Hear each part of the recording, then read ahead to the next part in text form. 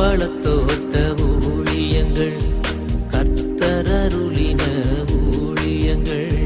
திராட்சை பழத்தோட்ட ஊழியங்கள், கர்த்தரருளின ஊழியங்கள். அவரில் நிலைத்திருந்து கனி கொடுப்போம், கர்த்தர் வாய்க்க செய்வார். அவரில் நிலைத்திருந்து கனி கொடுப்போம், கர்த்தர் வாய்க்க செய்வார். துதி உமக்கே, துதி உமக்கே, துதி உமக்கே என்றுமே என்றும். துதி உமக்கே, துதி உமக்கே, துதி உமக்கே என்றுமே என்றும்.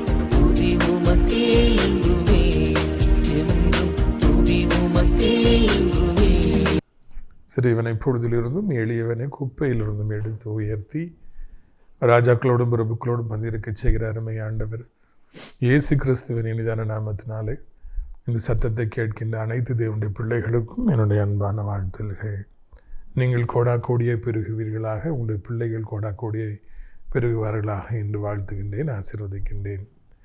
விருத்துக்குறையில் மறுபடியும் ஒரு விஷயம் உங்களை சந்திப்பதற்கு ஆண்டவர் கொடுத்திருக்கிற இந்த நல்ல வாய்ப்பிற்காக ஆண்டவரை நன்றியோடு நான் துதிக்கின்றேன், சோத்தரிக்கின்றேன். வாழ்க்கை என்பது விரைவாக ஓடிக்கொண்டிருக்கின்றது. காலங்களும் அப்படியே விரைவாக ஓடிக்கொண்டிருக்கிறது. அது யாருக்காகவும் நிற்பதில்லை. வேகமாய் ஓடுகின்ற இந்த காலத்தில், நம்முடைய வாலிபம் வேகமாய் மறைந்து விடுகிற இந்த காலத்தில் ஆண்டவருக்காக, அவருடைய ஊழியத்திற்காக, அவருடைய ராஜ்யத்தை கெட்டுவதற்காக என்னவெல்லாம் செய்ய முடியுமோ அதையெல்லாம் நாம் செய்து கொண்டே இருப்போம். அவருக்காக எவ்வளோ ஓட முடியுமோ நாம் ஓடிக்கொண்டே இருப்போம். பிரியத்துக்குரியவர்களே, சென்ற சனிக்கிழமை மார்த்தாண்டத்தில் நடைபெற்ற நம்முடைய புத்தாண்டு வாக்குத்த கூட்டத்தை கர்த்தர் அதிகமாக ஆசீர்வதித்தார். கர்த்தருக்கு மகிமை உண்டாகட்டும். பல தடைகள் அந்த கூட்டத்தை நடத்தக்கூடாதபடிக்கு வந்தன. அதையெல்லாம் தாண்டி நம்முடைய ஆண்டவர் நம்மோடு கூடவே இருந்து வெற்றிகரமாக அந்த கூட்டத்தை நடத்தி முடிக்க உதவி செய்தார். ஜனங்களுக்கு தீர்க்கு தரிசனமாக கூட்டத்தின் நிறைவிலே பல காரியங்களை கர்த்தர் வெளிப்படுத்தினார். அது மாத்திரமல்ல, அநேக ஜனங்களுக்கு விடுதலையை கட்டளையிட்டார். கையை நீட்டவும் ஜனங்கள் தூக்கி வீசப்பட்டார். அங்கே வந்தவர்களுக்கு மிக சிறப்பான உணவு நானே கடைசியில் சாப்பிட்டேன். சாம்பார் ஊற்றினா அவ்வளோ டேஸ்ட்டாக இருக்குது. இன்னொரு பக்கம் மீன் குழம்பு, அது அவ்வளோ டேஸ்ட்டாக இருந்தது. கூட்டுக்கடுன்னு சொல்லி வந்தவர்கள் அனைவருக்கும் நல்ல பசியார உணவு பரிமாறப்பட்டது. அநேகர் வந்து சாப்பிட்டு விட்டு போனார்கள். கர்த்தர் நாமத்திற்கு மகிமை உண்டாகட்டும். இந்த வாரம் சனிக்கிழமை, 3வது சனிக்கிழமை நமக்கெல்லாம் ஒரு பண்டிகை, கிரேட் ஃபெஸ்டிவல். உங்களுக்கு தெரியும், நாசரேத் தேவனுடைய மாளிகையில் வைத்து புத்தாண்டு வாக்குத்த கூட்டம் நடைபெற இருக்கிறது. அதை சிறப்பாக கொண்டாட வேண்டும் என்று நாம் ஆசைப்படுகிறோம். அதற்காக ஜெபியுங்கள். ஆயிரக்கணக்கில் ஜனங்கள் கூடுவார்கள். அவர்களுக்கு எல்லா வசதிகளையும் நான் செய்து கொடுக்க வேண்டும். வேன்களுக்கு பணம் கொடுக்க வேண்டும். அவர்களுக்காக நாம் தனித்தனியாக நின்று ஜெபித்து விடுதலை பெற்று கொடுக்க வேண்டும். விடுதலை பெற வேண்டும் என்கிற வேட்கையிலே அநேகர் கடந்து வருவார்கள். அது மாத்திரமல்ல, பிரியத்துக்குரியவர்களே, அந்த நாளில் எல்லாருக்கும் சுவையான புத்தாண்டு விருந்து வழங்கப்படும். இதற்காக ஜெபித்து கொள்ள வேண்டும். நீங்களும் ஆசிரியத்திற்கு வந்து பாருங்கள் என்று உங்களை அன்போடு அழைக்கின்றோம். இந்த பக்கம் இப்படி ஊழியம் எல்லாம் ஒரு பக்கம் இருந்தாலும், இன்னொரு பக்கம் வயதானவர்களை நாம் பராமரித்து வருகிறோம். வயதான காலம் என்பது மிகவும் முக்கியமான ஒரு காலம். ஏனென்றால் வாலிப காலங்கள் இனிமையான காலங்கள், சந்தோஷமான காலங்கள். வயதான காலம் என்பது மிகவும் மிகவும் நாம் கவலைப்பட வேண்டிய ஒரு காலம். அது ரொம்ப கஷ்டம். அந்த கஷ்டத்தில் அவங்கள நல்லபடியாக நம்ம பாதுகாக்கணும். அதற்காக கர்த்தருடைய நாமத்தினாலே நாம் அடைக்கலான் குருவி ஆவிக்குரிய முதியோர் இல்லத்தை ஆசிரியத்து தேவனுடைய மாடிக்குள்ளாகவே ஆரம்பித்திருக்கிறோம். அநேகர் அங்கே இருந்து வாழ்க்கையை அனுபவித்து வருகிறார். மிக சிறப்பான உணவு அவர்களுக்கு 3 வேளையும் பரிமாறப்படுகிறது. காலையில் டிஃபன், நைட்டு வேறு டிஃபன், மத்தியானம் விதவிதமான சாப்பாடு. ஞாயிற்றுக்கிழமை மத்தியானம் பிரியாணி, அவித்த முட்டை, வெங்காய பச்சடி என்று சொல்லி ஒவ்வொரு நாளும் விதவிதமான உணவுகளை நாம் வழங்கி வருகிறோம். அது மாத்திரமல்ல, அங்கே இருப்பவர்களுக்கு தினந்தோறும் 3 வேளை ஜெபம் நடந்து வருகிறது. முக்கியமாக அந்த 10லேருந்து 12 வரைக்கும் நல்ல வரம் பெற்ற ஊழியக்காரர்கள், கனமான குருவானவர்கள்லாம் வந்து அவர்களை ஜெபத்தில் நடத்துகிறாங்க. சென்ற வாரம் பிஷப் ராஜைய தலைமையில் 9 பேர் வந்து அந்த கூட்டத்தை நடத்தினார்கள். அவர்கள் வந்து அவர் எல்லாருக்கும் ரொம்ப சந்தோஷம். அதை போலவே நாம் அங்கே வந்தவர்களுக்கு சிறப்பான உணவு பரிமாறி அவர்களை திருப்திப்படுத்தி நாம் அனுப்பினோம். இதுக்குரியவர்களே, அநேக இடங்கள் இன்னும் அடைக்கலான் குருவி முதியோர் இல்லத்தில் காலியாக இருக்கின்றன. யாரெல்லாம் கர்த்தரால் முன்குறிக்கப்பட்டிருக்கிறார்களோ அவர்கள் வரும்படியாக நான் அழைக்கின்றேன். நிறைய முதியோர் இல்லம் இருக்குது. ஆனால் இது ஒரு ஆவிக்குரிய முதியோர் இல்லம். யார் கடைசி காலங்களிலே கிறிஸ்துவுக்குள்ளாக இருக்க வேண்டிய ஒரு ஆவிக்குரிய முதியோர் இல்லம் வேண்டும் என்று விரும்புகிறீர்களோ அவர்கள் மாத்திரம் இங்கே வரலாம். உங்களுக்காக இடங்கள் திறந்தே இருக்கிறது என்பதை அறிவிக்க விரும்புகிறேன். இப்படியாக கர்த்தர் தந்த தரிசனம் ஒரு பக்கம் நிறைவேறி வருகிறது. இன்னொரு பக்கம் கர்த்தர் 3 ஏக்கர் இடத்தை பக்கத்திலே கொடுத்துருக்கிறார். அங்கே வைத்து அநாதை இல்லம் அடுத்த தரிசனம் நிறைவேற வேண்டும். குப்பை தொட்டிகளில் வீசப்படுகிற தவறான முறையில் பிறந்த கவனிப்பாற்றிருக்கிற பிள்ளைகளை அழைத்து கொண்டு வந்து அவர்களுக்கு சிறப்பான உபசரிப்பை நாம் கொடுத்து வளர்த்து அவர்களை படிக்க வைப்பதற்காக நாமே ஸ்கூல் ஆரம்பிக்க இருக்கிறோம். ஜூன் மாதத்தில் இப்போதைக்கு நம்ம ஸ்கூல் வந்து எல்கேஜி, யூகேஜி இல்லைன்னா ஃபஸ்ட் ஸ்டாண்டர்ட் வரைக்கும் தான் ஆரம்பிக்கிறோம். அது பிறகு வருஷந்தோறும் 3 பில்டிங் நம்ம கட்டினாலே ஒரு 5-6 வருடத்திற்குள்ளாக பெரிய ஸ்கூலாக அது எழும்பிவிடும். எனவே ஒரு பக்கம் ஸ்கூலு, இன்னொரு பக்கம் அநாதை இல்லம் என்று சொல்லி நாம் ஜூன் மாதம் ஆரம்பிக்க இருக்கிறோம். இப்போ ஜனவரி வந்துருச்சு. கர்த்தரால் ஏவப்படுற பிள்ளைகள், நாள்தோறும் நம்முடைய நிகழ்ச்சிகளை பார்க்கிற பிள்ளைகள், உங்கள் குடும்பத்தின் சார்பாக இந்த கட்டடங்களை கட்டுவதற்கு, இந்த தேவத்திட்டம் நிறைவேறுவதற்கு நீங்கள் உதவி செய்யலாம் என்பதை மகிழ்ச்சியோடு கூட தெரிவித்துக் கொள்ள ஆசைப்படுகிறேன். நாள்தோறும் இந்த திட்டங்கள் நிறைவேறும்படியாய் நீங்கள் ஜெபிக்க வேண்டும் என்றும் உங்களை அன்போடு நான் கேட்டுக்கொள்கிறேன். பிரியத்துக்குரியவர்களே, இந்த நாளிலும் கூட நம்முடைய பிரயோஜனத்திற்காக யாத்திரையாகவும் 2ஆம் அதிகாரம் பாருங்கள், 14ஆம் வசனத்திலிருந்து வாசிக்க விரும்புகிறேன். அதற்கு அவன், எங்கள் மேல் உன்னை அதிகாரியாகவும் நியாயாதிபதியாகவும் ஏற்படுத்தினவன் யார்?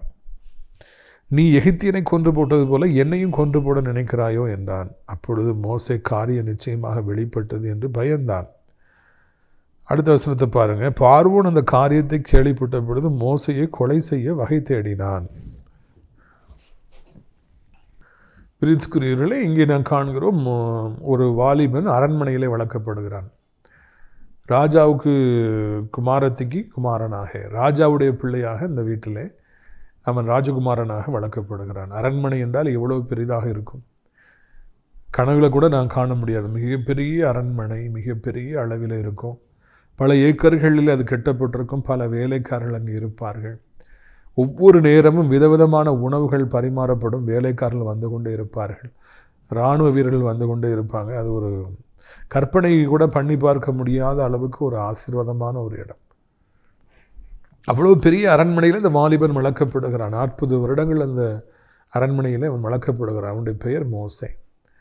அந்த அரண்மனையில் அவன் வளர்ந்திருந்த பொழுது அந்த ராஜகுமாரத்தி அந்த வாலிபனுக்கு மிக சிறப்பான வசதிகளை, வாய்ப்புகளை ஏற்படுத்தி கொடுத்து, மிகச்சிறந்த கல்வியை கொடுத்து, எல்லா கலைகளிலும் சிறந்து விளங்கத்தக்கதாக அந்த பிள்ளையை வளர்த்து வைத்திருந்தாள். ஆனால் அந்த பிள்ளைக்கோ காலம் சென்ற பொழுது அந்த அரண்மனையில் இருப்பதை விட, அரண்மனையில் சுகமாய் வாழ்வதை விட வேறு காரியங்களில் தலையிடலாம் என்று சொல்லி இது தலையிடத் தொடங்கி தேவையில்லாத ஒரு பிரச்சனையில் சிக்கி ஒருவனை கொலை செய்து அதை மறைத்து வைக்கலாம், ஒழித்து வைக்கலாம், தொடர்ந்து இப்படி செய்யலாம் என்று சொல்லி ஈடுபடுவதனால அவனுடைய தவறு வெளிப்பட்டு அவனை ராஜா கொலை செய்ய வகை தேடினார் என்று சொல்லி இந்த இடத்துல வாசிக்கிறோம்.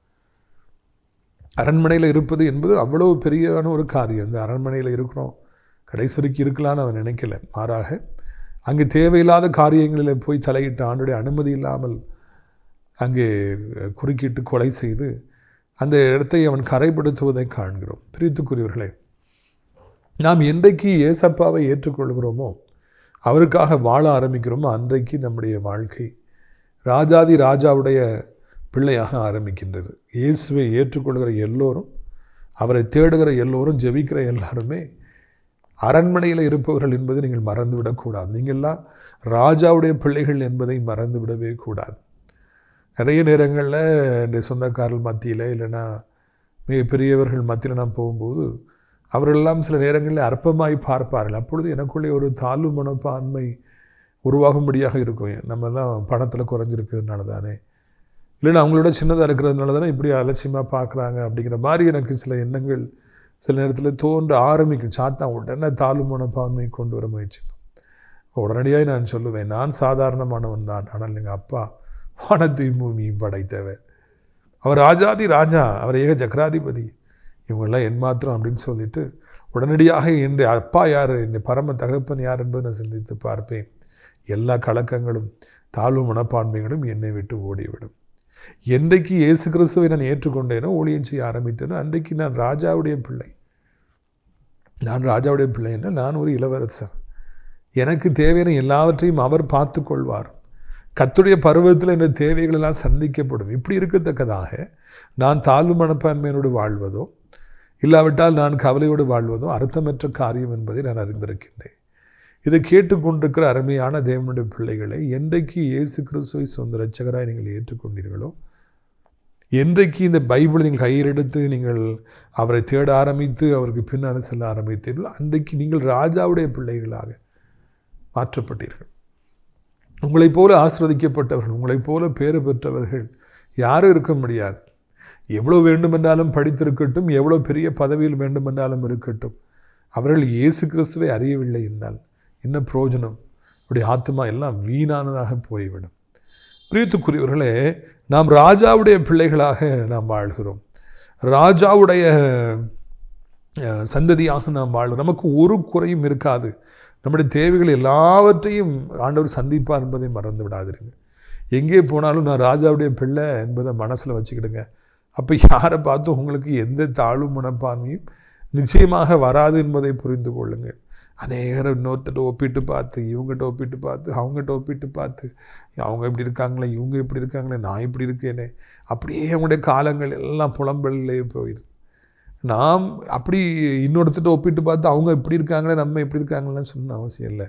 எங்கள் அப்பா அவங்களெலாம் விட எத்தனை மடங்கு பெரிதானவர். எங்கள் அப்பா எவ்வளோ பெரியவர், நான் யாருடைய பிள்ளை தெரியுமா? இந்த சந்தோஷத்திலே நாம் வாழ்வோம் என்றால் நம்முடைய வாழ்க்கை இன்பமாக இருக்கும். ஒரு காலம் இன்னொருத்தரை பார்த்து அவங்க கூட உங்களை ஒப்பிடாதீங்க. உங்கள் அப்பாவை பாருங்கள், உங்கள் அப்பா கூட அவங்கள ஒப்பிட்டு பாருங்கள், உங்களுக்கு ஒரு பிரச்சனையும் வரவே வராது. இரண்டாவதாக இந்த நாளிலே ஒரு கேள்வியை கேட்க விரும்புகிறேன். இந்த மோசைக்கு இந்த அரண்மனையில் இருந்த பொழுது எவ்வளோ பெரிதான ஒரு வாழ்க்கை எனக்கு கொடுக்கப்பட்டிருக்கிறது. என்னை ராஜாவுடைய பிள்ளையா, ராஜா குமாரத்தியுடைய பிள்ளையாக வளர்க்குறாங்க, நான் எவ்வளோ ஆசீர்வதிக்கப்பட்டவன் என்பதை அவர் உணராமல் போனார். தேவையில்லாத பிரச்சனைகளில் போய் அவர் தலையிட்டார் என்று இந்த இடத்துல நாம் வாசிக்கிறோம்.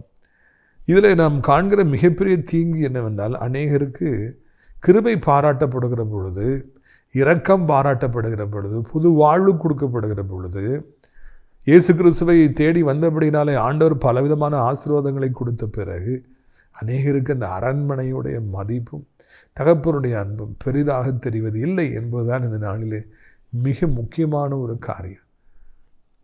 நிறைய பேருக்கு இந்த வாழ்வு எவ்வளோ பெரிதானது.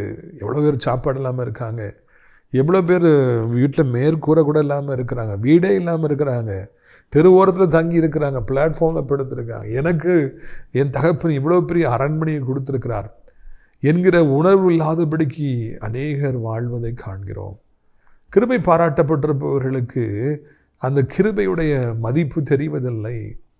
நான் பலருக்கு உதவி செய்யும்படியாக என் தேவன் என்னை பல நேரங்களில் அழைத்திருக்கிறார். என்னால் எவ்வளோ முடியுமோ அது சின்ன உதவினா கூட பரவாயில்லை.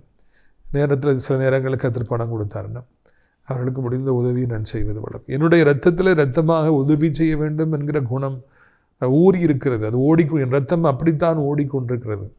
என் அப்பா ஆண்டவர் இயேசு கிறிஸ்து என்னை அப்படித்தான் வளர்த்திருக்கிறார். அநேக நேரங்களில் அநேகருக்கு உதவி செய்யும் பொழுது நான் காண்கிற தீங்கான காரியம் என்னவென்றால், அவர்களுக்கு அப்படி தொடர்ந்து பல கிருபைகளை நான் கொடுத்தாலும் உதவி செய்தால் அதனுடைய மேன்மையை அவர்கள் அறிவதில்லை, அதனுடைய அருமையை அவர்கள் அறிவதில்லை. ஒருத்தருக்கும் இந்த காலத்தில் யாரும் உதவி செய்ய மாட்டாங்க. நம்ம பிரதர் எப்படி செய்கிறாங்க, நம்மளை எவ்வளோ அனுபவிச்சிருக்கிறாங்க, தேடி தேடி நமக்கு ஹெல்ப் பண்ணுறாங்களே என்று அநேகர் இந்த பூமியில் அப்படி அதை அறியவே மாட்டாங்க. ரொம்ப அலட்சியமாக கொடுக்குற உதவி ஏற்றுக்குவாங்க, அதை பற்றி பேசவே மாட்டாங்க, அப்படி மூஞ்சி திருப்பிக்குவாங்க. அப்பொழுது எனக்கு இந்த காரியம் வேதனையாக இருக்கும். இன்றைக்கி பெற்றோருடைய அரவணைப்பிலே வளர்கிற நிறைய பிள்ளைகளுக்கு அப்பா அம்மா என்பவர்கள் எவ்வளோ பெரிய ஆசீர்வாதம், அவர்கள் எவ்வளோ பெரிய அரண். அவங்க தான் நம்மளை படிக்க வைக்கிறாங்க, தூக்கி சுமக்கிறாங்க, அவங்க தான் நமக்கு எல்லா உதவிகளையும் செய்கிறாங்க. ஐயோ, அம்மா அப்பா எவ்வளோ முக்கியமானவர்கள் என்கிற அந்த அருமையை அவர்கள் அறிவதில்லை. நிறைய பிள்ளைங்க இன்றைக்கி அம்மா அப்பாட்ட பேச மாட்டாங்க, அம்மா அப்பாவை மதிக்க மாட்டாங்க, அம்மா அப்பாட்ட சண்டை போடுவாங்க. நிறைய பிள்ளைகள் அம்மா அப்பாவை அடிக்கிறாங்க. அவங்களுக்கு அம்மா அப்பானாலே அருவருப்பாக இருக்கிறது. பெற்ற தாய் தகப்பன் என்றால் அநேகருக்கு இன்றைக்கி அருவருப்பாக இருக்கிறது. காரணம் என்ன? அப்பா அம்மா இல்லைன்னா வாழ்க்கை என்பது எவ்வளவு சபிக்கப்பட்டதாக இருக்கும், வாழ்க்கை என்பது எவ்வளவு இருள் நிறைந்ததாக இருக்கும் என்பது அவர்களுக்கு தெரிகிறதில்லை. அப்பா அம்மா இல்லாத பிள்ளைகள் அனாதைகளாக இந்த பூமியில் எவ்வளவு கஷ்டப்படுறாங்க, எவ்வளவு துன்பங்களை அனுபவிக்கிறாங்க. ஆனால் அப்பா அம்மா நல்ல அப்பா அம்மா இருக்கிற பிள்ளைகளுக்கும் அது தெரிவதில்லை. அப்பா அம்மா இருக்கிற வரைக்கும் அந்த மேன்மை அவர்களுக்கு தெரிவதில்லை. அப்பா அம்மா கொடுக்குற உதவிகளெல்லாம் அவர்கள் பெரிதாக நினைப்பதில்லை. என்னை பெற்றுட்டல்ல, உன் கடமை இது செய்ய அப்படின்னு சொல்கிறாங்க. இன்னும் நிறைய நேரங்களிலே பார்க்கிற பொழுது கவர்மெண்ட் ஜாப் கிடைத்தவங்க, கல்லூரியில் பேராசிரியர்களாக இருக்கிறவங்க, அதே மாதிரி வாழ்க்கையில் எவ்வளோ பெரிய பதவிகள் இருப்பவங்களுக்கெல்லாம் அந்த மரியாதை தெரிகிறதில்ல, அந்த அருமை தெரிகிறதில்ல. எரிச்சலோடு அவங்க பணி செய்வாங்க. நிறைய நேரங்களில் பேங்க்கில் போய் லைனில் நான் அந்த காலத்தில் நிற்கும்போது என்ன மாதிரி திட்டுவாங்க, எவ்வளோ கண்டக்டருங்க எவ்வளோ திட்டுவாங்க. அவங்களுக்கு அந்த வேலை செய்கிறதே ரொம்ப கஷ்டமாக இருக்கும். வேலை இல்லாமல் எத்தனை பேர்கள் இன்றைக்கு கண்ணீர் வெடித்து கொண்டிருக்கிறாங்க. ஆனால் கர்த்தரோ மிக சிறப்பான வேலையை கொடுத்துருந்தாலும் கஷ்டத்தோடு எரிச்சலோடு கூட அந்த வேலையை செய்கிறவங்க. அவங்களுக்கு அந்த அரண்மனையுடைய மதிப்பு தெரிவதில்லை, அந்த பெருமை தெரிவதில்லை. வேலையை எரிச்சலோடு செய்வாங்க. நான் தான் உலகத்திலே பெரிய வேலை செய்கிறேன், ஒன்றும் கிடைக்கிறதில்லை என்றவர்கள் வருத்தப்பட்டு கொள்வார்கள். நிறைய பேர் சபையில் இப்படிப்பட்ட ஊழியங்கள்லாம் வரும்போது நம்ம எவ்வளவோ அவர்களுக்கு அன்பு பாராட்டினாலும் அந்த ஊழியத்துடைய மகிமை அவர்களுக்கு தெரியுது. சர்ச்சில் இருக்கிறதுனால தான், அந்த ஊழியத்தில் இருக்கிறதுனால தான் கர்த்தர் சுற்றி வேலை வைத்திருக்கிறாரு. பிள்ளைகளெல்லாம் இன்றைக்கி கிறிஸ்துவுக்குள்ளே வளர்கிறாங்கன்னா இந்த ஊழியத்துக்கு தொடர்ந்து அவங்க வர்றதுனால, பாஸ்டர் பார்க்குறதுனால, சபையில் ஒரு மெம்பராக இருக்கிறதுனால தான் அவங்க கிறிஸ்துவுக்குள்ளே வளர்கிறாங்க.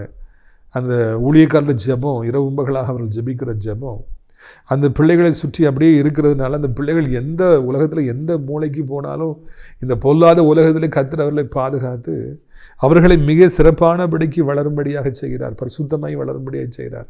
கர்த்தருக்கு பயப்படுறவங்களும் அவங்க வளர்கிறாங்க. காரணம் சபைக்கு அவங்க வந்ததுனால, ஊழியத்துக்கு வந்ததுனால. ஆனால் அங்கே இருக்கும் பொழுது கூட அவர்களுக்கு ஒரே வருத்தம், ஒரே கோபம். நம்முடைய ஊழியத்தில் இருந்து எத்தனையோ பேருக்கு இது போல் கிருபையில் கொடுக்கப்பட்டது. அவங்களுக்கு ஒரே கோபம், வருத்தம், அவங்களுக்கு ஒரே பிரச்சனை. அவங்களுக்கு முக்கியத்துவம் கொடுக்குறாங்க, எனக்கு முக்கியத்துவம் கொடுக்கறதில்ல. நான் சொன்னால் கேட்குறதில்ல, எல்லாம் நான் சொல்கிறப்படி தான் நடக்கணும். நான் தானே இந்த பாஸ்டர் இங்கே அறிமுகப்படுத்தினேன், நான் தானே இப்படி செஞ்சேன், என்னை எனக்கு மதிக்கிறதில்லை. நிறைய பேருக்கு அந்த ஊழியத்தில் சில மிஸ் அண்டர்ஸ்டாண்டிங் வருகிற பொழுது, டிஃப்ரென்சஸ் ஆஃப் ஒப்பீனியன் வரும் பொழுது அது உடனே அவங்களுக்கு கோபத்தை வந்து அந்த ஊழியத்தில் இருப்பது எவ்வளோ பெரிய மேன்மை, பிரதர் பக்கத்தில் போய் உட்கார்றது எவ்வளோ பெரிய மேன்மை, பிரதர் கூட போகிறது எவ்வளோ பெரிய மேன்மை அப்படிங்கிறதெல்லாம் அவங்களுக்கு தெரியாமல் போயிட்டு கடந்த காலத்தில் என்னோடு இருந்தவர்களுக்கு. நிறைய பேருக்கு அரண்மனையில் இருக்கும்பொழுது அருமை தெரிவதே இல்லை. பிரதர் நம்மளுக்கு டிக்கெட் போட்டு எங்கெல்லாம் கூப்பிட்டு போகிறாங்க, யாருக்குமே கிடைக்காத பாக்கியம். நம்ம நினச்சா கூட ஃப்ளைட்டில் போக முடியுமா? பிரதர் நமக்கு டிக்கெட் போட்டு எல்லா இடத்துக்கு கூப்பிட்டு போகிறாங்களே, அப்போது நம்ம எவ்வளவு கொடுத்து வைத்தவர்கள் என்று என்னோடு இருந்தவர்களுக்கு அது தெரியல. அவர்களுக்கு கோபமாக வந்துச்சு. அப்படி கூப்பிட்டு போனாலும் அங்கே இருக்கவங்களுக்கு தான் முக்கியத்துவம் கொடுக்குறாங்க, இவங்களுக்கு தான் மரியாதை கொடுக்குறாங்க, என்னையும் ஒன்றும் மதிக்கிறது இல்லை. ஐயா, யாரை மதிக்க வேண்டும், யாரை முக்கியத்துவப்படுத்த வேண்டும் என்பது பாஸ்டருக்கு தெரியும், ஆண்டவருக்கு தெரியும். நம்மை அழைத்து கொண்டு செல்கிறார்களே, அது எவ்வளோ பெரிய விஷயம். இந்த ஊழியத்தில் இருக்கிறோமே, கர்த்தருக்கு பணி செய்கிறோம் எவ்வளோ பெரிய சந்தோஷங்கிறதுலாம் சிந்திக்கத்தக்கதான அந்த அறிவு அவர்களுக்கு இல்லாமல் போயிற்று. பிரியத்துக்குரியவர்களே, யாரெல்லாம் இப்படி அந்த அரண்மனையில் இருந்து கொண்டு அதனுடைய மதிப்பு தெரியாமல், அருமை தெரியாமல், மகிமை தெரியாமல் வாழுகிறார்களோ அவர்கள் யாவரும் இந்த வாலிபனாகிய மோசைக்கு ஒப்பாக இருக்கிறார்கள் என்பதை மறந்து விடாதிருங்கள். ஒரு குடும்பம் என்றால் கண்டிப்பாக இங்கே டிஃப்ரென்சஸ் ஆஃப் ஒப்பீனியன், கருத்து வேறுபாடுகள் வரும், சண்டைகள் வரும், சில நேரங்களில் மனஸ்தாபங்கள் வரும், பல போராட்டங்கள் வரும். அதை போலவே ஊழியமாக இருந்தால், கடவுளுடைய பிள்ளைகளோடு இருந்தால் சில நேரங்களில் டிஃப்ரென்சஸ் ஆஃப் ஒப்பீனியன் வரும். அதுக்காக அரண்மனையை விட்டு நான் வெளியேறி விடுவேன், ஊழியத்தை விட்டு நான் வெளியே போயிடுவேன், எனக்கு 1000 சர்ச் இருக்குது, இந்த அம்மா அப்பா இல்லைன்னா என்ன, நான் வெளியே ஓடி போயிடுவேன், என்னை நேசிக்கிறேன் வான்னு சொல்கிறான். ஃபேஸ்புக்கில் அவன் பழகி இருக்கிறான், இன்ஸ்டாகிராமில் பழகி இருக்கிறான். நான் வீட்டை விட்டு ஓடிடுவேன்னு சொல்கிற வாடியோ பிள்ளைகளை நான் காண்கிறோம். இந்த ஃப்ரெண்டு சரியாக வைக்கலன்னா இந்த பிஸ்னஸ்லேருந்து வேறு பிஸ்னஸுக்கு நான் போயிடுவேன் என்று சொல்பவர்களை காண்கிறோம். பிரியத்துக்குள்ளே அரண்மனையில் இருந்த மோசைக்கு அந்த மரியாதை தெரில, அதனால தான் ஒரு குற்றம் செய்கிறார். யாருக்காக அந்த கொலையை செய்தாரோ அந்த மனுஷனே என்னை நியாயாதிபதியாக வச்சது யார் அப்படின்னு சொல்லி கேட்குறாரு. உடனே மோசை பயந்து அந்த அரண்மனையை விட்டு ஓட வேண்டிய ஒரு சூழல் உருவாகிற்று என்று சொல்லி இந்த இடத்துல வாசிக்கிறோம். மோசை மிகவும் பயந்து காரியம் வெளிப்பட்டது என்று சொல்லி பயந்து ராஜா கொலை செய்ய வகை தேடில் அந்த அரண்மனை விட்டு ஓடி போக வேண்டிய சூழ்நிலை வந்தது. What you don't value you will lose it. எதை நீங்கள் முக்கியமாக இல்லைன்னு நினைக்கிறீங்களோ, யாரை முக்கியம் இல்லைன்னு நீங்கள் நினைக்கிறீங்களோ அவர்களை நீங்கள் இழந்து விடுவீர்கள். கொஞ்ச காலம் உங்களுக்காக காத்திருப்பாங்க, கொஞ்ச காலம் அது உங்களை கூட இருக்கும், கொஞ்ச காலம் அந்த வேலை உங்கள் கூட இருக்கும், கொஞ்ச காலம் சபை உங்கள் கூட இருக்கும், கொஞ்ச காலம் ஊழியக்காரருடைய அன்பும் ஆதரவும் உங்களுக்கு இருக்கும், கொஞ்ச காலம் அப்பா அம்மாவுடைய அன்பும் ஆதரவும் உங்களுக்கு இருக்கும், கொஞ்ச காலம் ஆவிக்குரிய தகப்பனுடைய அன்பும் ஆதரவு உங்களுக்கு இருக்கும், கொடுக்கப்பட்டுக்கிட்டே இருக்கும், கொஞ்ச காலம் உண்மையான நண்பர்களுடைய ஆதரவு உதவியெல்லாம் உங்களுக்கு வந்துக்கிட்டே இருக்கும். அந்த அருமை தெரியாமல் நீங்கள் வாழ்ந்து கொண்டே இருப்பீர்கள் என்றால் ஒரு நாளிலே அதை நீங்கள் இழந்து போவீர்கள். அதுதான் இந்த நாளிலே கற்றுக்கொள்ள வேண்டிய ஒரு காரியம். நமக்கு அந்த அருமை தெரியாமலே நம்ம வாழ்கிறத ஆண்டவர் பார்த்துக்கிட்டே இருப்பார், டக்குன்னு நம்மகிட்ட இருந்து எடுத்துருவார்.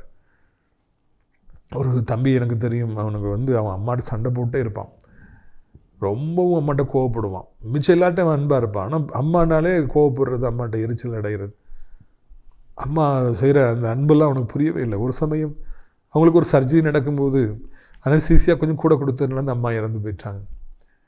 மிகப்பெரிய ஒரு இழப்பு, சாக வேண்டிய அவசியமே இல்லை. அதனுடைய விளைவாக அந்த தம்பி குடும்பத்தில் அவன் அப்பா வேற ஒரு கல்யாணம் பண்ணிக்கிட்டாங்க, கூட பிறந்தவன் கல்யாணம் ஆகி போயிட்டாங்க. இவன் பட்ட பாடு எனக்கு தெரியும். சாப்பாடு இல்லாதபடி சொந்தக்கார வீடுகளுக்கெல்லாம் போய் யார் கவனிப்பாங்க, யார் சாப்பாடு கொடுப்பாங்க. ஒரு விஷயம் அவனை பார்த்த பொழுது அதிர்ந்து போனேன். அவளை ஒல்லியாக கண்ணமெல்லாம் ஒட்டி பரிதாபமாக அவன் வந்திருந்தான். என்னடா அப்படின்னு சொல்லி கேட்டால், எனக்கு சாப்பாடு தரதுக்கு யாருமே இல்லை, என்னை கவனிக்கிறதுக்கு யாருமே இல்லை அப்படின்னு சொல்லி சொன்னான். அவருடைய தாய் இருந்த பொழுது அவன் ஒரு சிங்க குட்டியை போல் அவன் இருந்தான். அவன் ஒரு ராஜ வாழ்க்கை வாழ்ந்தான். அம்மாட்ட எதுக்கு எடுத்தாலும் சண்டை போட்டுக்கிட்டே இருந்தான், அம்மாவை திட்டிக்கிட்டே இருந்தான். கடைசியில் அம்மா திடீர்னு போயிட்டாங்க, சாப்பாடு கூட கிடைக்கவில்லை, என் தாயை நினைத்து நான் வருந்துகிறேன் என்று சொல்லி சொன்னான். உயிரோடு இருந்த வரைக்கும் அம்மா அப்பாவை சாப்பாடு கூட கொடுக்க மாட்டாங்க, வந்து பார்க்கவே மாட்டாங்க. செத்து போன பிறகு அவர்களுக்கு மிகப்பெரிய கல்லறையை கட்டுவார்கள், நினைவு கூட்டங்களை நடத்துவார்கள். எத்தனை பேருக்கு சாப்பாடு கொடுப்பாங்க, எவ்வளோ பேருக்கு ட்ரெஸ் கொடுப்பாங்க, அம்மா அப்பாவோட நினைவு நாள்னு பெருமையாக சொல்லுவாங்க. ஆனால் அவங்க உயிரோடு இருந்த பொழுது அவர்களை கவனிக்கவே இல்லையே. அவர்கள் படுத்த படுக்கையாக இருந்த பொழுது ஒரு நாள் கூட வந்து பார்க்கலையே. பிள்ளையை கூப்பிடுங்கன்னு அவங்க சொல்லும்போது இவங்க வரவே இல்லையே. இப்பொழுது ஐயோ என் தகப்பன் போய்விட்டார், தாய் போய்விட்டார் என்று சொல்லி வருத்தப்படுவதும் அழுவதும், பெரிய கல்லறைகளை கட்டுவதும், அதனால் என்ன கிடைக்கப் போகிறது? ஒன்றும் கிடைக்கப் போவதில்லை. பிரியத்துக்குரியவர்களே, எதை நீங்கள் மதிக்காமலே இருக்கிறீர்களோ, அது அருமை புரியாமலே இருக்கிறீர்களோ, ஒரு நாளிலே அது திடீரென்று நம்மை விட்டு எடுக்கப்படும். அது எதுவாக இருந்தாலும் சரி, யாராக இருந்தாலும் சரி, அற்பமாகவே நீங்கள் பார்த்துட்டு இருப்பீங்க. உங்களுக்கு பிடிக்கவே இல்லைன்னா திடீர்னு ஒரு நாள் உங்களை விட்டு அது போய்விடும். அரண்மனை மோசை விட்டு ஒரே நாளிலே போய்விட்டது. திடீரென்று அந்த செய்த ஒரு காரியத்தினாலே அவர் காட்டுக்குள்ளே ஓடி போனார், இன்னொரு நாட்டிற்கு ஓடி போனார்.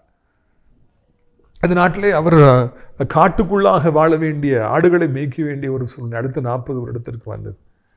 டெய்லி காலையில் அந்த ஆடுகளை கூட்டுட்டு அந்த சூரிய வெளிச்சத்தில் அந்த வெக்கையில் போய் அப்படி நின்று ஆடுகளை பத்திரமாய் பார்த்து காலையில் போயிட்டு சாயந்தரம் தான் 7 மணிக்கு போல் வரணும். அடுத்த 40 வருடங்கள் அவர் யாரும் அவரை பார்க்கல. ஒரு என்டர்டெயின்மெண்ட்டும் கிடையாது, ஒரு ராஜபோகமான சாப்பாடு எதுவுமே கிடையாது, நல்ல சுகமான வாழ்க்கை கிடையாது, வேலைக்காரங்க கிடையாது. இவர் வேலைக்காரராய் மாறினார். அடுத்த 40 வருடங்கள் சபிக்கப்பட்ட வருடங்களாக மோசையின் வாழ்க்கை இருந்தது. அது காரணம் அந்த அரண்மனையுடைய மதிப்பு அவருக்கு தெரியாமல் போனதே. நிறைய பேர் அரண்மனையில் இருந்த பொழுது அந்த அரண்மனையுடைய அந்த மகிமையை அவர்கள் உணராதபடியினாலே, அற்பமாய் நினைத்தபடியினாலே இன்றைக்கு அவர்கள் தெருவில் நிற்பதை காண்கின்றோம், அதை இழந்து போய் நிற்பதை காண்கின்றோம். அநேகர் இன்றைக்கு ஒரு நாளில் மிக சிறப்பான வாழ்க்கையை வாழ்ந்தவர்கள், சிறப்பான வேலையில் இருந்தவங்க, சிறப்பான தாய் தகப்பனை கொண்டிருந்தவங்க, நண்பர்களை கொண்டிருந்தவங்க, சபையை கொண்டிருந்தவங்க, இன்றைக்கு ஒன்றில்லாத பாத்திரங்களாக அலைந்து திரிவதை காண்கிறோம்.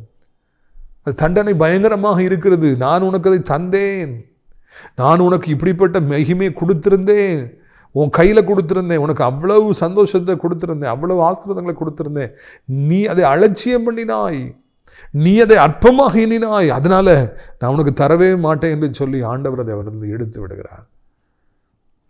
இந்த மாதிரி அரண்மனை எடுபட்டவங்களை 2 கேட்டகரியை நான் பிரிக்கணும்னு நினைக்கிறேன். ஒன்று கெட்ட குமாரன், அப்பாவுடைய அன்பு அவருக்கு தெரியல.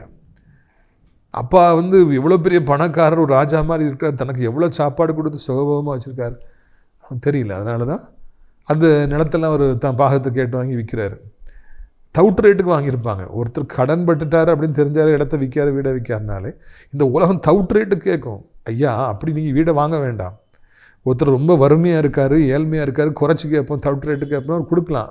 ஆனால் அந்த கண்ணீர் நமக்கு அந்த வீட்டில் வாழ விடாது. நியாயமான விலையை நம்ம கொடுப்போம். இப்போது இந்த கெட்டகுமாரன் வந்து போகிறான், இவன் வந்து சும்மா விற்கிறான்னு தவிட்டு ரேட்டுக்கு வாங்கியிருப்பான். ஆனால் அதுவே எத்தனையோ கோடி வந்திருக்கும். எடுத்துகிட்டு வெளிநாடு போனோன்னே எவ்வளோ நண்பர்கள் கூட வராங்க. காக்கா கூட்டம் கூடவே வந்துச்சு. காசு இருக்கும்போது காக்கா கூட்டம் கண்டிப்பாக கூட வரும். அது எல்லாம் என்ஜாய் பண்ணிச்சு. இவன் கூட இருந்து சாப்பிட்டு நல்லா லாட்ஜில் தங்கி நல்லா பாவங்களில் ஈடுபட்டு என்ஜாய் பண்ணிவிட்டு காசு இல்லைன்னு எல்லாம் காக்கா கூட்டம் பறந்து ஓடி போயிடுச்சு. எல்லாம் ஓடி போயிடுச்சு. அப்போந்தான் இவனுக்கு வறுமை வருது. அப்போந்தான் வேலைக்கு போகணுன்னு நினைக்கிறான். வயிறு பசிக்கு பன்னியை மேய்க்கிற நாத்தமான வேலை. அந்த பன்னி சாப்பிட்ற தவிட்டை சாப்பிட்றலாமான்னு பசி யாரலான்னு பார்க்குறான். அதை கூட பிடுங்கிக்கிறாங்க. அப்போந்தான் அவனுக்கு புத்தி வருது, அப்பா வீட்டில் வேலைக்காரங்களுக்கு எவ்வளோ சாப்பாடு இருந்துச்சு, நான் ஏன் இவ்வளோ கஷ்டப்படுறேன். மனம் திரும்பினான், புத்தி தெளிந்தான். நான் தகப்பனுக்கு விரோதமாய் பரத்துக்கு விரோதம் பாவம் செய்தேன், பாவத்தை அறிக்கையிட்டான். வந்தான், அப்பா ஏற்றுக்கிட்டார், திரும்ப சேர்த்துக்கிட்டார். இது ஃபஸ்ட்டு கேட்டகரி. ஒரு சிலருக்கு மாத்திரம் அவர் மனம் திரும்புகிற பொழுது, மெய்யாய் மனசாப்படுற பொழுது கர்த்தர் கிருபையாக இறங்கி திரும்ப அந்த அரண்மனையை கொடுக்குறார். கொஞ்சமாவது கொடுத்துட்றார், மாலை வைக்கிறார். இன்னும் ஒரு கேட்டகரி யூதாஸ் காரியத்தை நாம் சொல்லலாம். ஆண்டவரோடு கூடவே இருந்து ஆண்டவர் செய்த ஊழியங்களை எல்லாம் கண்ணால் பார்க்குற மாபெரும் பாக்கியம் அந்த யூதாஸ் காரியத்துக்கு கிடைத்தது, சீசனுக்கு கிடைத்தது. கூடவே கூட்டு போனார். தாய் பறவை கோழி குஞ்சுகளை கூடவே கூட்டு போகிற மாதிரி 3 வருஷம் கூட்டு போனார். மிக முக்கியமான பொறுப்பை கொடுத்துருந்தார். ஆனால் அந்த மேன்மை, அந்த மகிமை வந்து அந்த சீசனுக்கு தெரியல. அதனால் விளைவு என்ன ஆச்சு தெரியுமா? காட்டி கொடுத்தான், காசு தான் முக்கியம்னு சொல்லிட்டு. மனசாட்சி இல்லாமல் வாழ்ந்தால் பிசாசு புகுந்தது. கடைசியிலே குற்றமற்ற ரத்தத்தை காட்டி கொடுத்தனே என்று நாண்டு கொண்டு செத்தான். அவன் மறுபடியும் ஆண்டவர் இயேசுட்ட வர முடியல, மறுபடியும் சீசனாக இருக்க முடியல. 11 சீசர்களும் இன்றைக்கு மிகப்பெரிய ஒரு மேன்மையை பெற்றாங்க. ஆனால் அந்த யூதாஸ் காரியத்தை கடைசி வரைக்கும் வர முடியாமல் போனான். பிரியத்துக்குரியவர்களே, நம்முடைய வாழ்க்கையிலும் கூட இன்றைக்கு நாம் இழந்து போய் திரும்பவும் பெற முடியாமலே போகிற ஒரு சூழ்நிலை வந்துடலாம். சபையை விட்டு போகாதீங்க, ஊழியத்தை விட்டு போகாதீங்க, உங்களுக்காக ஜெபிக்கிறவங்களை விட்டு நீங்கள் போகாதீங்க, அம்மா அப்பாவை அலட்சியப்படுத்தாதீங்க, உங்களுக்கு மேலே யார் உயிரை வச்சுருக்காங்களோ அவங்களை மிதிக்காதீங்க, உங்களை மரியாதை செய்கிறவங்கள அற்பமாக நினைக்காத, ஹெல்ப் பண்ணுறவங்கள அற்பமாக நினைக்காதீங்க, உங்களுக்கு பண உதவி செய்கிறவங்கள ரொம்ப கனப்படுத்துங்க. நீங்கள் அப்படி பண்ணலை அப்படின்னா, அற்பமாக உங்களுக்கு தெரியுதுன்னா, அருவருப்பாக இருக்குன்னா, இவ்வளோ அன்பு செய்கிறவங்களும் உதவி செய்கிறவங்களையும் அற்பமாக நினச்சி நீங்கள் கேவலமாக பேசி சிரிப்பீங்கன்னா, பைட்டிங் த ஃபீடிங் ஹேண்ட், உதவி செய்கிறவங்களே குறித்து கேவலமாக வெளியே போய் பேசுவீங்கன்னா, ஆண்டவர் ஒரு நாள் இதெல்லாம் எடுத்துருவார். எடுத்த பிறகு திரும்ப கிடைக்கவே கிடைக்காது. இது ஒரு எச்சரிப்பின் செய்தியாக நமக்கு இருக்குது. 2025 நம்முடைய பெற்றோர்களை போற்றுவோம், நமக்கு உதவி செய்கிறவர்களை போற்றுவோம், நம்ம யாரெல்லாம் கிறிஸ்துவுக்கு நடத்துகிறாங்களோ அவங்கள மேலே மரியாதையாக நம்ம இருப்போம். அப்பொழுது ஆண்டவர் நம்மை நிச்சயமாக ஆசீர்வதிப்பார். ஆண்டவருடைய ஆசீர்வாதம் நிலை பெற்றிருக்கும். கடைசி வரைக்கும் நம்ம அரண்மனையில் இருக்கலாம். அரண்மனையை விட்டு நம்ம வெளியே அனுப்பப்பட்டுட்டோம்னா அதுக்கு பிறகு வாழ்க்கை பரிதாபமானதாக மாறிவிடும். அப்படிப்பட்ட ஒரு நிலைமை 2025 வந்துவிடாதபடிக்கு நாம் கவனமாக வாழ பழகிக்கொள்ளுவோம். நாம் ஜெபிக்கலாமா? கண்களை மூடுவீர்களா? எல்லாரும் நம்ம ஆண்டவரை நாம் சோத்தரிப்போம், துதிப்போம். அவர் 1000-10,000ங்களில் சிறந்தவர். நம்முடைய ஆண்டவர், அவருடைய அன்பு அது மாறாதது, நேற்றும் இன்றும் என்றும் மாறாதது. உலகத்தின் அன்பு மாறிப்போவது, அவருடைய வல்லமை நேற்றும் இன்றும் மாறாதது. ஆண்டவர் நம்மை தாயின் கருவிலேயே தெரிந்து கொண்டார். இந்த நாள் மட்டும் அவர் நம்மை நடத்தி வந்திருக்கிறார். அப்பா உமக்கு நன்றி நன்றி என்று சொல்லுங்கள். அவர் உங்களுக்கு தந்திருக்கிற, பாராட்டியிருக்கிற மேன்மைகளை, கிருபைகளை நினைத்து நினைத்து நன்றி செலுத்துங்க. ஒரு நாளைக்கு எத்தனை தடவை ஆண்டவரை சோத்தரிக்கிறீங்க? எத்தனை தடவை ஆண்டவருக்கு நன்றி செலுத்துறீங்க? ஆண்டவர் எவ்வளவு கிருபைகளை கொடுக்கும் பொழுது கண்கள் கண்ணீரால் நிறையுதா, உள்ளம் நன்றீரால் நிறையுதா, வாய் சோத்திரப்படில் நிறையுதா? நம்ம அப்படி நிறையலைன்னா அதை இழந்து போவோம். எச்சரிப்பின் செய்தியாக இருக்கிறது. அப்பா பிதாவே, கடைசி மட்டும் உணர்வுள்ள ஒரு இருதயத்தை தாரும். மேன்மை பாராட்டப்படும் பொழுது அதை அறியாதபடிக்கு நாங்கள் விட்டு விடுவோம் என்றால் கர்த்தாவே பிற்பாடு வருத்தப்பட வேண்டியிருக்கும்பா. அப்படி அந்த மேன்மையை அறியாதபடிக்கு வாழ்ந்து இழந்து அரண்மனையை இழந்து போனவர்களுக்காக நாங்கள் ஜெபிக்கின்றோம். ஆண்டவரே, அவர்கள் உணரட்டும், உணர்ந்து கெட்டகுமாரனை போல அவர்கள் திரும்பி வரட்டும். அவர்களுக்கு ஏதோ கொஞ்சமாவது அவர்களுக்கு இரக்கம் கிடைக்கட்டும். அவருடைய ஆத்மா அழிந்து விடாதபடி ஆண்டவரே ஜெபிக்கிறோம். பெற்ற பிள்ளை தகப்பனை தாயை விட்டு விட்டு ஓடிப்போன வாலிப பிள்ளைகள் இனியாவது மனம் திரும்பி அப்பா அம்மா கிட்ட அவங்க திரும்பி வரட்டும் ஐயா. அவருடைய வாழ்க்கை எதிர்காலமும் பாழாய் போய் விடாதபடி பாதுகாத்துக் கொள்ளுங்க ஐயா. என் பிள்ளைக்கா ஜெபியுங்கள் ஐயா. இந்த வியாதிப்பட்டிருக்கிறான், என் மகளுக்காய் ஜெபியுங்கள், இப்படியாய் போராட்டம் அவருடைய வாழ்க்கையில் அவளுக்கு இவ்வளோ கஷ்டம் என்று சொல்லி பிள்ளைகளுக்காய் கண்ணீரோடு இருக்கிற பெற்றோருக்காய் ஜெபிக்கிறோம். ஆண்டவரே, அப்படியே கண்ணீரை கண்டவுடைய பிள்ளைகளுடைய வாழ்க்கையில் ஒரு அற்புதத்தை செய்யுங்க. திருமணம் நடக்காதா என் பிள்ளைக்கு ஒரு குழந்தை செல்வம் கிடைக்காதா என்று கண்ணீரோடு ஜெபிக்கிற பெற்றோருடைய ஜெபத்தை கேட்டு இந்த 2025ஆம் வருடத்தில் அவர்களுக்கு ஒரு அற்புதத்தை செய்யுங்க.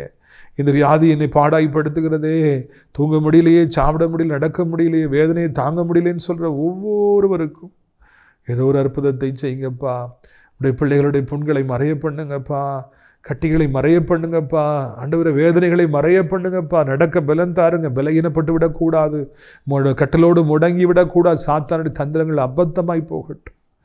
எங்களுடைய வியாதிகள் எல்லாவற்றையும் சிலுவையில் தூக்கி சுமந்துட்டீங்க, நாங்கள் தூக்கி சுமக்கணுங்கிற அவசியம் இல்லையப்பா. உதவி செய்யுங்கப்பா, உதவி செய்யுங்க. வேலை இல்லையே, வருமானம் இல்லையே, ஐயோ இந்த கடனை நெருக்குதே, வட்டி கொடுக்கணுமே, என்ன பண்ணன்னு சொல்லி தவிக்கிற பிள்ளைகள் ஒவ்வொருவருக்கும் ஆண்டவரே இந்த நாளிலே ஒரு அற்புதத்தை செய்ய வேண்டும் என்று சொல்லி கெஞ்சி மன்றாடுகிறோம். இயேசுவின் நாமத்தினாலே நம்முடைய பிள்ளைகளை ஆசீர்வதிக்கின்றோம். ஆண்டவரே, பாத்திரங்கள் நிரம்பி வழிவதாக, பிள்ளைகள் வளர்ந்து எடுத்து பெருகுவார்களாக, வருமானத்துக்கு அதிகமாக மீதம் எடுக்க உதவி செய்வீராக. வேலையில்லாத பிள்ளைகளுக்கு வேலைகளை தாரும். நீண்ட காலமாய் திருமணம் ஆகாமல் குழந்தை இல்லாமல் இருக்கிற பிள்ளைகளுக்கு ஒரு அற்புதம் நடக்கட்டும். சொந்த வீடு இல்லாதவர்களுக்கு சொந்த வீட்டை தாரும். ஏசப்பா, எல்லாம் உம்முடையது, உம்முடைய பிள்ளைகளுக்கு அள்ளி அள்ளி கொடுப்பீராக. வயதானவர்களை விழுந்து விடாதபடி 2 கைகளால் ஏந்தி கொள்ளுங்க, உதவி செய்யுங்க. ஆண்டவரே சோத்திரம், வாலிய பிள்ளைகளை பாதுகாத்து ரட்சித்துக் கொள்ளுங்க. உலகம் முழுவதும் இருக்கிற அத்தனை நாடுகளுக்காக ஜெபிக்கிறோம். அனைவரையும் ஆசீர்வதியும் காத்துக்கொள்ளும். ஆண்டவரே, எங்கள் தாய் திருநாடாக இந்தியாவை இரட்சியும் ஆசீர்வதியும். ஆண்டவரே சோத்திரம், அனைத்து மக்களையும் ஆசீர்வதியும். தமிழ்நாட்டையும் அப்படியே ஆசீர்வதிங்க. அனைத்து தேவனுடைய பிள்ளைகளையும், ஊழியக்காரர்களையும், பாஸ்டர்ஸையும், சபைகளையும், சர்ச்சஸையும் ஆசீர்வதிங்கப்பா. அப்படியே ஆண்டவரை ஆசிரியத்து திராட்சைப்பழ தோட்ட ஊழியத்தை நேசிக்கிற, அடைக்கலான் குருவி முதியோர் உள்ளத்தை நேசிக்கிற, நாள்தோறும் நம்முடைய நிகழ்ச்சிகளை பார்க்கிற அனைத்து தேவனுடைய பிள்ளைகளையும் ஆசீர்வதிங்க. அடுத்து தாங்குகிற காணிக்கை கொடுக்குற மக்களை ஆசீர்வதிங்க. ஏசப்பா, நம்முடைய பிள்ளைகளுக்கு எல்லா விதமான நன்மைகளையும் இரக்கத்தையும் தாருங்க. அடைக்கலான் குருவி முதியோரிடத்தில் தங்க அநேகரை அழைத்து கொண்டு வாருங்க. நாமத்தை மகிமைப்படுத்துங்க. இரட்சகர் இயேசுவின் மூலம் ஜெபிக்கிறோம் நல்ல பிதாவே, ஆமென். என் ஆத்துமாவை கர்த்தரை சோத்திரி, என் முழு உள்ளமே அவருடைய பரிசுத்த நாமத்தை சோத்திரி. என் ஆத்துமாவை கர்த்தரை சோத்திரி, அவர் செய்த சகல உபகாரங்களையும் ஒருபொழுதும் மறவாதே, ஆமென். உடைய கர்த்தராகிய இயேசு கிறிஸ்துவின் கிருபையும் பிதாவாகிய தேவனுடைய அன்பும் பரிசுத்தாவிடைய அந்யோன்யமில்லாத பிரசன்னம் உங்கள் அனைவருடன் காலங்களிலும் நிலைத்திருப்பதாக. Hallelujah, hallelujah. God bless you.